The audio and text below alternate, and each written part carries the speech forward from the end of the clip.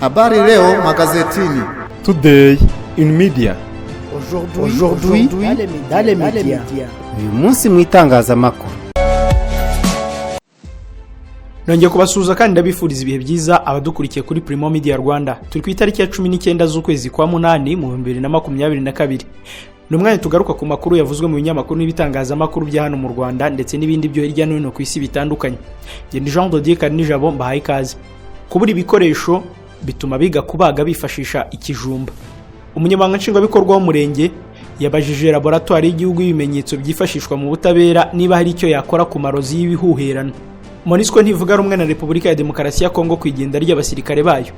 Hari umujenerali wo muri Kongo wahishuye umugambi abasirikare bakuru bafite wo kwica Perezida Felix Tshisekedi.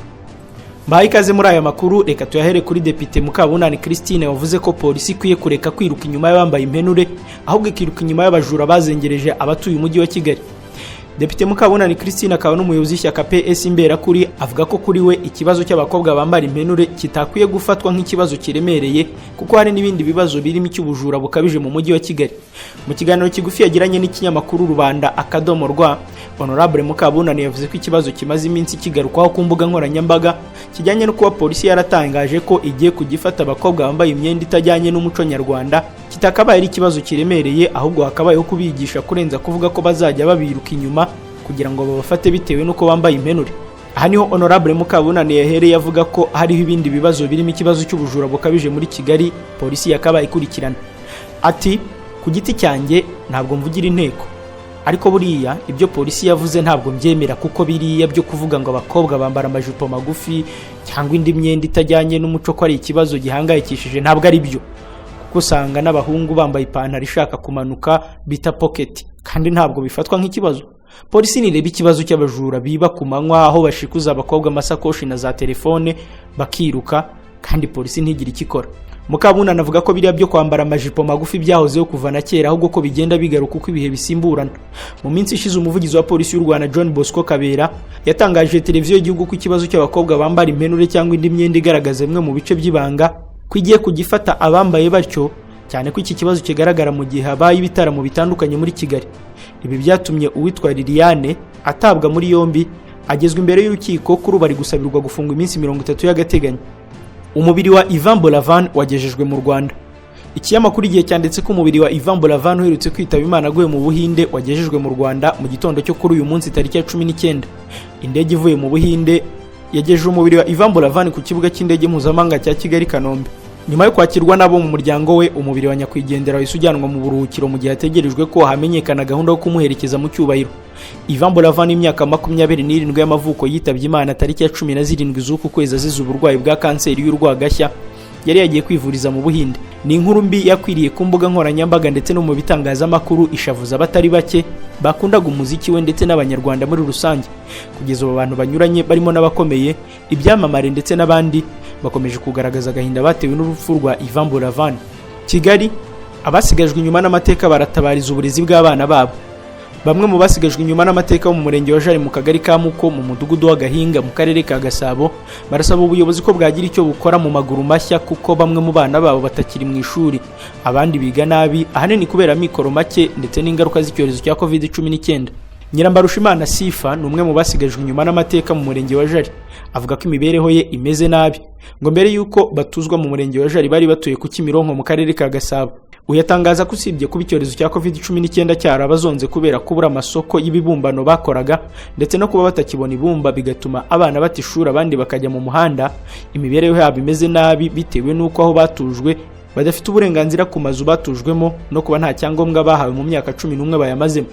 Uyu mubyeyi avuga ko kugira ngo babashe kubona ifunguro ndetse n'ibindi bakenera bafashwa n'imirimo ya VUP. Karemera Ephraim avuga ko bo bishimira ko umukuru w'igihugu yarabatuje mu mudugudu ariko kubera icyorezo cya COVID-19 cyabagizeho ingaruka zitandukanye zirimo no kuba abana babo baracikirije abandi bagasubira mu muhanda. Akomeza avuga ko ubusanzwe ku kigo barya bamara kurya bagasubira mu masomo, ariko kuko bamwe nta mafaranga baba batanze umwana ariga yamara kwiga isomo rimwe akitahira, ngo yagize icyo asanga mu rugo cyo kurya arakihasanga atakibona akiyicarira agatuza. Uyu mugabo avuga ko afite umuryango w'abantu 9 ariko bamwe bahisemo kujya mu mujyi wa Kigali kwishakishiriza kubera imibereho mibi. Ikinyamakuru Umuseke cyagerageje kuvugisha akarere ka Gasabo kugira ngo kimenye niba hari icyo baza gukora ku mibereho yabo, ariko inshuro zose ngo ntacyo byatanze kuko umuyobozi w'aka karere Umwari Pauline atafashe telefone ndetse n'ubutumwa yandikiwe ntiyabusubiza. Gusa kuri Twitter umurenge wa Jari wabwiye Umuseke ko aba baturage bafashwa binyuze mu mishinga ya VUP kandi ko abambere bahangiwe koperative ikora ubukorikori. Imibare igaragazwa na Koporwa ivuga ko abasigajwe inyuma n'amateka bose mu gihugu ari 36,073. Muri aba abari mu mashuri abanza bangana n'315. Umujyi wa Kigali uherutse gutangaza ko mu 2022 mu bana basaga 2,500 mu mashuri abanza bataye ishuri hagaruwe abagera ku 1,900. Ni mu gihe mu mashuri yisumbuye mu bagera kuri 800 bari bararitaye 700 ari bo bagarutse mu ishuri. Kubura ibikoresho bituma biga kubaga bifashisha ikijumba. Ikibazo cyo kutabona ibikoresho bihagije muri za kaminuza kiri gutuma biga ubuganga by'umwihariko biga kubaga umutima bifashisha ikijumba. Ibi byagarutsweho mu biganiro byahuje inama nkuru y'amashuri makuru na za kaminuza n'abahagarariye amashuri makuru na za kaminuza zigenga. Higagwa ku bijyanye n'ireme ry'uburezi n'imiyoborere y'aya mashuri hagendewe ku biteganywa n'amategeko. Mu bibazo byagaragajwe harimo ikibazo cy'uko hari zimwe muri kaminuza zidafite ibikoresho byifashishwa n'abanyeshuri by'umwihariko abiga ibijyanye n'ubuvuzi. Kuri iki kibazo hagaragajwe ko ibikoresho byifashishwa mu banyeshuri biga ubuganga by'umwihariko abiga kubaga usanga bagorwa no kubona ibikoresho bifashisha mu kubaga. Aha niho perezida w'inama y'ubutegetsi ya Ines Ruhengeri Dr Mazarati Jean Baptiste yasabye HEC gukora ubuvugizi kugira ngo kaminuza zigenga nazo zibashe kubona laboratoire zikeneye. Yagize ati dukeneye ubushobozi bwo kugira laboratoire hatitawe ku kuba turi kaminuza zigenga. Niba umuganga dushaka ari uzatuvura umutima tugasanga yarigiye ku kijumba ntabwo azashobora kuduha serivisi nziza. Kuri iki kibazo umuyobozi ushinzwe gukurikirana iby'ireme ry'uburezi muri HEC Dr Ndikubwimana Theoneste yavuze ko bishoboka ko kaminuza zakorana binyuze mu gusangira laboratoire kuzihuje porogaramu z'amasomo ndetse zigahererekanya n'abarimu. Gitifu yabajije RFL niba hari icyo yakora ku marozi y'ibihuhera nahitana abaturage. Ikinyamakuru Bwiza cyanditse ko umunyamabanga nshingwabikorwa w'umurenge wa Musebeya mu karere ka Nyamagabe Nkurikiyimana Pierre yabajije umuyobozi mukuru wa laboratoire y'igihugu y'ibimenyetso bya gihanga bikoreshwa mu butabera RFL niba hari icyo yakora ku kibazo cy'amarozi y'amategano n'amahuherano ahitana abaturage. Nyuma yo kumva ibisobanuro bya serivisi byatanzwe na Lieutenant Colonel Dr Karangwa, Gitifu yagize ati hari ibintu tubona ku mbuga nkoranyambaga umuntu akajya ati ngewe mvura amahembe mvura ibitega bya bintu byose bya kinyarwanda, ariko twe tubana n'abaturage rimwe na rimwe kuko ugasanga ibyo bintu bisa nk'ibimubaho. Twagira ngo twumve niba muri iki kigo cy'ibimenyetso bya gihanga iki kintu icyo babivugaho, kuko ni ibintu umuntu arwara ukabona ntaho yahuriye n'umuntu, nta kintu yariye, nta kintu yanyoye, ariko nyuma y'iminsi mike rwose ukabona arapfuye kandi mu giturage twe tubana n'abantu biriho. Ni ikibazo cyasekeje abayobozi bo mu nzego zitandukanye bitabiriye ubukangurambaga na Lieutenant Colonel Dr Karangwa wasabwe kugira icyo kivuga. Mu gusubiza Gitifu Nkurikiyimana yavuze ko ntacyo RFL yakora kuri ayo marozi kubera ko ashingiye ku bitekerezo bidashobora kugaragarizwa ibimenyetso. Ati ibijyanye n'ibitega n'ibindi bavugaga iyo ni metaphysique, biri beyond our control, birenze ubushobozi bwacu. Ibyo byose ntacyo tubikoraho. Butembo MONUSCO ntivuga rumwe na Repubulika ya Demokarasi ya Kongo kwigenda ry'abasirikare bayo. Leta ya Repubulika ya Demokarasi ya Kongo ntivuga rumwe na MONUSCO ku ngabo ziri mu butumwa bw'umuryango w'abimbye zigomba kuva mu mujyi wa Butembo. Guverineri w'intara Kivu y'Amajyaruguru ku rwego rwa gisirikare Lieutenant General Constant Ndima yabwiye itangazamakuru ryo muri Kongo Kinshasa ko ubutumwa bwa ziriya ngabo muri Butembo bwamaze kurangira. Ati ku bijyanye n'igenda rya MONUSCO twakurikiranye iki kibazo. MONUSCO yamaze kugenda. Ku bikoresho bikiri muri uyu mujyi tuzahurira Igoma n'abayobozi bashinzwe ubutumwa kugira ngo turebe uko byacyurwa. Ndabamenyesha rwose ko turi kwitegura kubona amahoro. Ntabwo rero mbona impamvu yatuma habaho ibindi byago. Ikindi nyuma yo gutandukana na MONUSCO urugendo rurakomeje.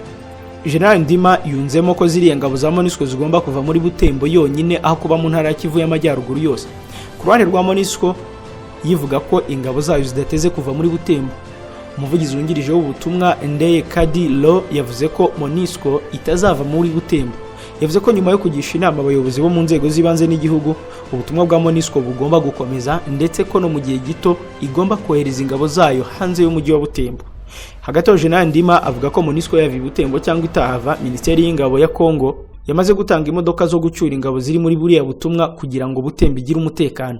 Nabibabwiye ko General wa FRDC yahishuye umugambi abasirikare bakuru bafite wo guhitana Perezida Tshisekedi.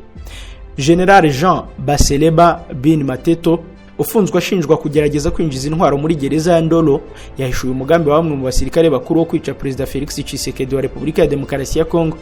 Imbere y'urukiko rukuru rwa gisirikare Kinshasa yisobanura ku byaha ashinjwa byo kugerageza kwinjiza intwaro muri gereza ya Ndolo, General Baseleba yagize ati: "Ntabwo nshobora kwemera ko ibyabaye kuri Mzee Laurent Desire Kabila byaba kuri Perezida Tshisekedi warahiriye kuyobora Kongo imbere y'Imana n'abanyekongo muri stade ya Martyr.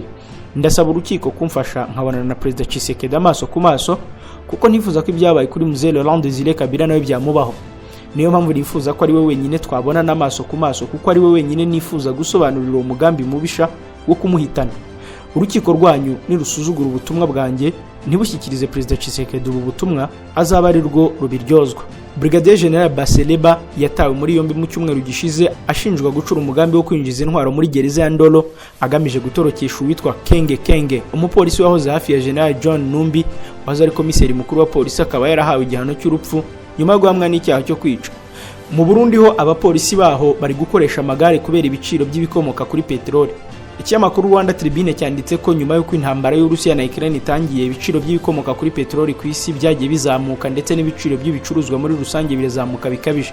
Si ibyo gusa kuko kugeza ubu mu bihugu bimwe na bimwe harimo n'u Burundi abari batunze imodoka baraziparitse ndetse n'inzego z'umutekano barimo na polisi bayoboka inzira yo gukoresha amagare.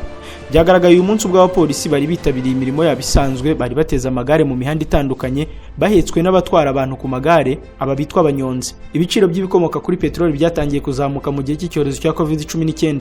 Uko iki cyorezo kigenda kigabanya ubukana nibwo hinjiyemo intambara y'Uburusiya na Ukraine, ibintu birushaho kuba bibi.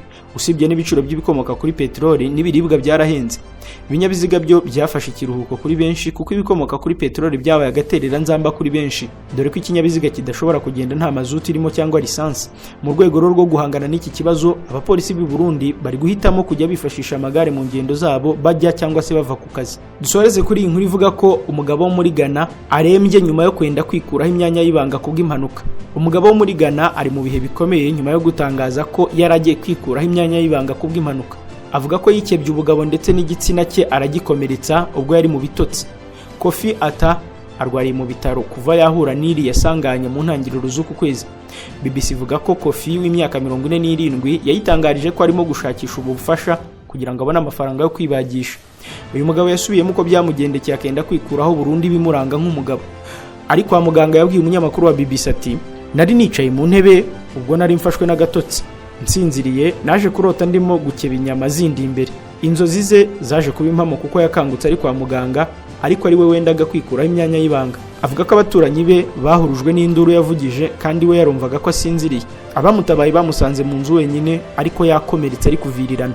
Nshuti bakunzi ba Primo Media Rwanda, nahansoreje amakuru yavuzwe uyu munsi ku itariki ya 19 z'ukwa 8 2022.